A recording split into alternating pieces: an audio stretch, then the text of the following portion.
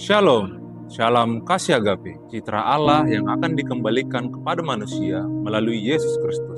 Bagaimana membedakan kesombongan dan kerendahan hati? Yang pertama, karena ini tentang perasaan, maka hanya kita yang tahu apakah kita sedang merasa lebih dari yang lain atau tidak. Jadi kita tidak sedang menilai orang lain, melainkan menilai perasaan kita sendiri. Yang kedua, siapakah yang merendahkan orang yang meninggikan diri? Dan siapakah yang meninggikan orang yang merendahkan diri? Jawabannya adalah Allah. Hanya mereka yang takut akan Allah yang akan mewaspadai teguran ini. Tetapi mereka yang mencintai dunia dan tidak dikendalikan roh akan mengabaikannya. Tidak heran jika kalau Yesus mengatakan bahwa pemungut cukai yang merasa sangat berdosa dan berdoa memohon belas kasihan Tuhan dikatakan pulang membawa berkat, sedangkan orang Farisi yang mengucap syukur kepada Tuhan karena dia lebih rohani, lebih taat dan lebih dari yang lainnya, dari orang lain, dia pulang tidak membawa berkat. Pena Inspirasi dalam buku Membina Kehidupan Abadi halaman 117 mengatakan hanya orang yang dirinya sebagai orang yang berdosa yang dapat diselamatkan oleh Kristus. Kita diselamatkan oleh kasih karunia, bukan oleh perbuatan. Bila ada perbuatan baik dari diri kita, maka itu adalah pekerjaan Kristus dalam diri kita. 1 Petrus 5 ayat 5 mengatakan Allah menentang orang yang congkak tapi mengasihi orang yang rendah hati. Saudaraku yang kekasih dalam Yesus Kristus, kiranya kasih karunia Kristus akan membuat